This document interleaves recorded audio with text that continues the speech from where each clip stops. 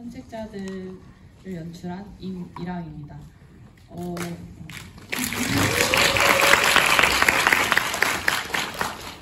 20년도부터 계속 부국제에 왔었는데 그때는 항상 관객이었거든요. 근데 이번에 처음으로 이제 제 영화도 스크린에 걸리게 되어서 더 훨씬 더 소중하고 재미있는 부국제인 것 같습니다. 감사합니다. 박수 한 번 더 칠까요? 네, 경주곡의 박지용 감독님. 네, 그 변주곡이라는 단편 영화 연출한 박지훈입니다. 오늘이 그 변주곡 처음 이제 세상에 내보였던 날인데 되게 와주셔서 너무 감사하고 네 감사합니다. 서서히 아마 긴장이 풀릴 것 같습니다. 네, 유순상 감독님. 네, 같이 쓰시면 됩니다. 안녕하세요. 손으로 연출한 유진상입니다. 지금 머리가 좀 새하얘가지고 말을 못할 것 같아서 일단 좀 감사합니다. 네, 정비다른 감독님. 네, 안녕하세요. 그냥 영화일 뿐이라서를 연출한 정빛 아름이라고 합니다.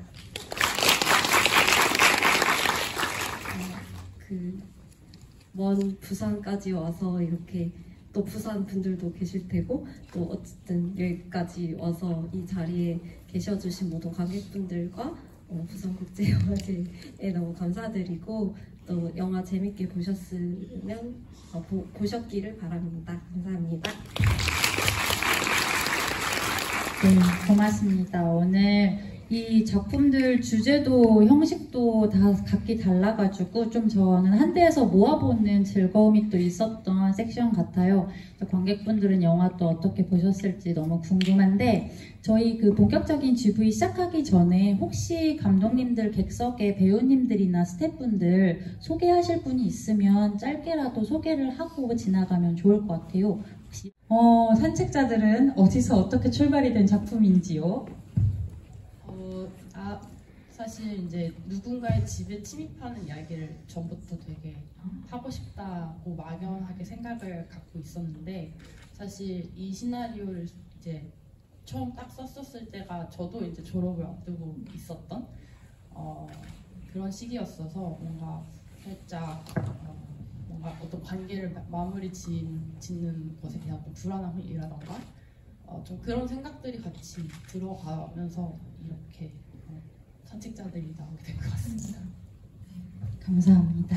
영화를 이제 찍어야 되는데 뭘 찍지 하다가 여러 가지 아이디어가 있었어요. 로맨틱 코미디를 찍고 싶었고 그다음에 남자의 타투가 계속 바뀌는 얘기를 하면 재밌겠다라고 생각했고 또 영화 내내 하나의 멜로디가 다른 장르로 계속 변주되면서 나오면 또 재밌겠다 생각해서 따로 쓰다가 그걸 합쳐서 이런 게 나왔습니다. 네. 제가 말을 잘 못해요.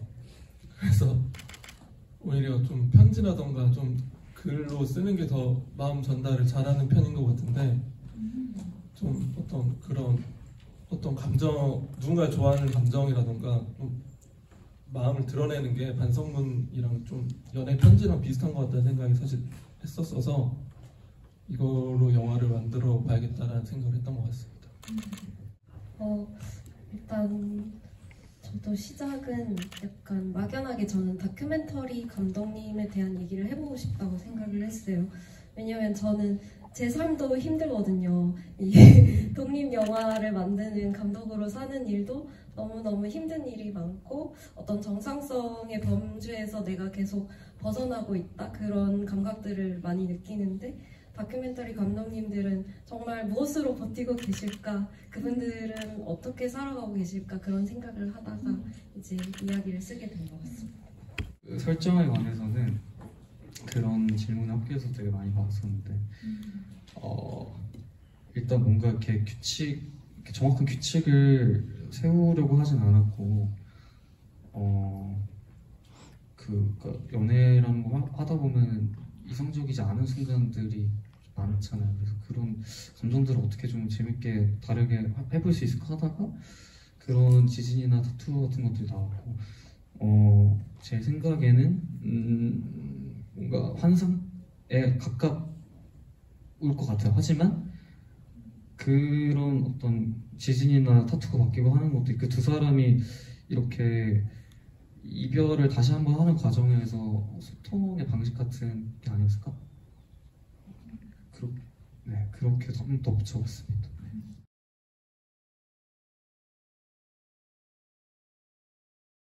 Hi, my name is Bradley Liu. I'm the producer of the film from Epic Media in the Philippines. I'm Bianca Balbuena. It's our 12th year attending Busan, and later we can talk about how this film, the idea of this film, or the meeting of the director and us started in Busan. 네, 왼쪽에 계신 분은 에픽미디어 필리핀에서 오신 브래들리가 되겠고요. 여성분은 비앙카 발포에나로 사실 12년 차 부산국제영화제 12년 차라고 하십니다. 또 사실 부산에서 감독분을 또 처음 만났다고 의미가 깊다고 하십니다. 일단 마음이 무겁고요. 그리고 이 전쟁이라는 그 아픔을 겪은 사람들이 트라우마 속에서 온전한 현실을 살아내지 못하고 있는, 그리고 계속 과거를 찾아서 헤매고 있는 사람들, 그리고 필사적으로 그곳에서 탈출을 하려는 사람들의 이야기, 그리고 수십 년이 지났지만 아직도 그 아픔을 이렇게 표현해내고 있다는 것에 대해서 물론 우리나라도 이제 전쟁을 겪은 국가이긴 하지만 저를 비롯해서 여기 계신 관객분들 대부분이 그 전쟁에 대한 아픔을 잊고 살고 있었던 것 같습니다. 그래서 여기 이 전쟁이라는 그 아픔, 무서움에 대해서 다시 한번 생각하게 하는 영화가 아니었나라고 생각합니다. 이 두 사람의 어떤 개인적인 애정 행각부터 시작해서 어떤 아버지의 흔적을 찾아 나가는 것까지 어떤 캐내는 어떤 과정, 파내야만 한다는 어떤 그런 행위를 통해서 표현하셨는데 그러한 어떤 모티프를 사용하신 이유가 궁금하고. So a repeating message that I felt was conveyed was that the past has to be wrangled with. We have to face it. It seems that the love scenes and then the search for the father and also the mind itself constantly, it's a digging into something. It's a burrowing into something that seems to be a repeating visual metaphor. Is that a visual motif that was intentionally designed? And I can only speak based on my conversations with the director, Kui. And because I think the film took about maybe 2.5 years in development, so we were constantly speaking about these scenes and these ideas. And of course, when the film was edited, when the film was shot, it was shot very linear. Like it's very, very straightforward. But in the editing room, like I think it was more of director Kui's intention to play with this theme of timelessness, where we're not really sure when this film is happening. So if you actually notice, it's only until maybe the halfway point you realize that the film is set just after the events of 9/11. And this is a very kind of specific and intentional thing that he wanted to do, where for a brief moment, you're not sure what war they just went through. Is this the Vietnam War? Is this the war between, within the Southeast Asian countries? Is it a more recent or more further out war? And he wanted to play with this idea that the trauma that Vietnamese people, or rather the youth of the Vietnamese, which they are going through in the film, is also extended in terms of timelessness, and it extends to even their parents and maybe their forefathers and the forefathers before that, and also will extend into the children until something is done, or they as a people address their intergenerational trauma. But how do they do so when the odds in a way are always stacked against them? 이 작품을 찍기 전에 앞서 2년 반 정도를 준비를 하면서 장면에 대한 많은 얘기를 나눴고, 촬영 자체는 굉장히 직선적으로, 특별히 일부러 이렇게 시간을 꼬은다든지 이런 거 없이 촬영은 이루어졌지만, 편집실에서의 선택은 조금 더 중의적인 선택을 많이 했습니다. 아마 느끼신 분들도 계시겠지만 영화의 한 중간점이 지나서야 정확히 언제쯤 이 영화가 영화의 스토리가 진행되고 있는지를 그제서야 정확히 알게 되죠. 그러니까 9.11 이후구나 하고 알게 되는 것은 사실 감독님께서 의도하신 것입니다. 즉 전쟁이라는 것은 마치 어떤 이런 망상같이 늘 곁에 있었지만 정확히 무슨 전쟁인지 얘기를 안 하잖아요. 이게 그 베트남 전쟁인지 아니면 현재도 진행되고 있는 동남아의 그 국지전 중 하나인 건지 그것을 말을 안 해주려고 했던 것은 시간을 초월하려고 했던 결정을 의도된 거였고요. 그 다음에 이제 감독님께서도 계속 지켜본 베트남의 현실 중 하나는 이제 그 직접적으로 베트남 전쟁을 경험하지 않은 젊은이들에게도 상흔이 존재하고 있고 앞으로의 세대에도 그것이 이어질 것이고 또 과거의 선조들에서부터 내려오는 그런 것은 아닐까 이런 끝없이 윤회하는 통증을 얘기를 하고 그것에서 벗어나기 위해서는 한 공동체로서 그런 어떤 반복되는 패턴을 직면해야 되지 않을까 이런 메시지도 담겨 있다고 합니다. 네, 왜 저는 굳이 또 아버지 동성애는 또 아버지가 되는 거하고는 또 뭔데 왜 동성애를 거기다가 접목시켰는지 그게 그 의도가 궁금하고. My name is Brian. So, as you mentioned, this is quite often about a journey in search of the idea of the father, and also perhaps the director used the searching for a father, that kind of being embraced fully by a male figure, applied that upon like a male love that was taking place within the darkness of the minds. But as an observer and as an audience, homosexuality is not something you would immediately connect to fatherhood.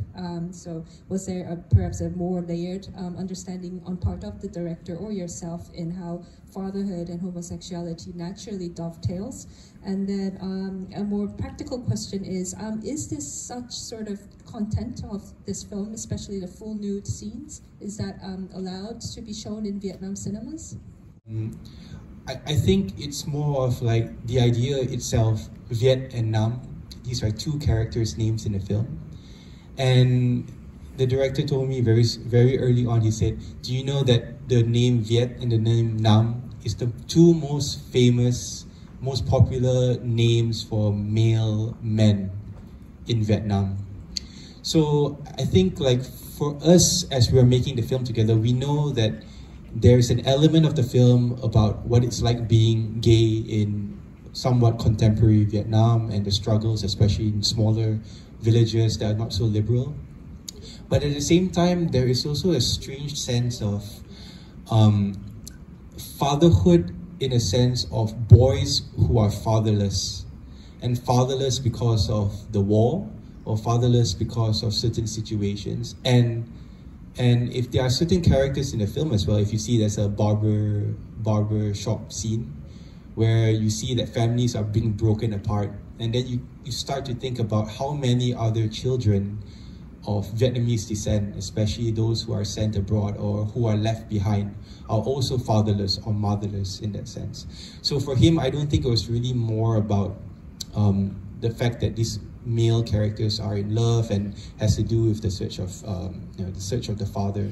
I think these are all like different components that he's trying to weave into the film to express not just a search for a certain figure that's absent in their lives, but also to kind of encapsulate this feeling of loss and yearning for home, especially among people who have left home. Because even the director right now, he's now living in Brussels by choice, and it's also something to do with the lack of freedom, I guess, he can feel in making films in Vietnam.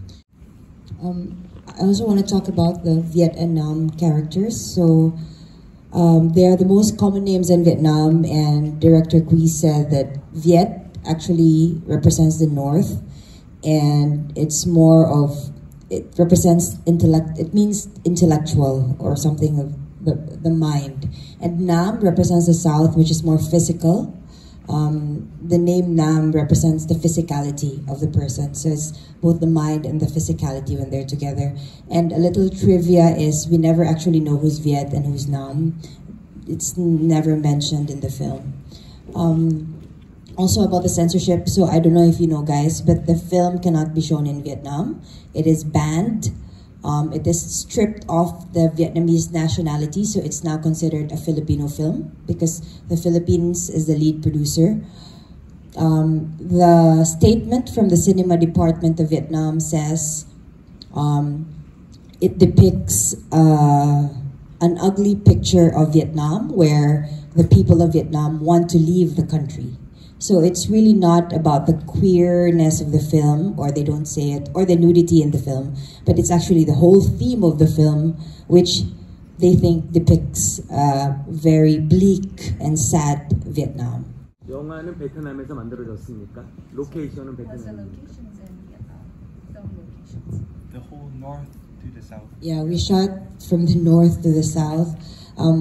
It's a logistical nightmare. We shot in film, 16mm film, and we shot in the real mines of Vietnam, and we had to travel 6 hours by bus, 1 hour by plane to be able to ship the film rolls every 5 days. So the film itself is very sad, and the journey itself is very, very exhausting and dangerous also, because we were shooting in film.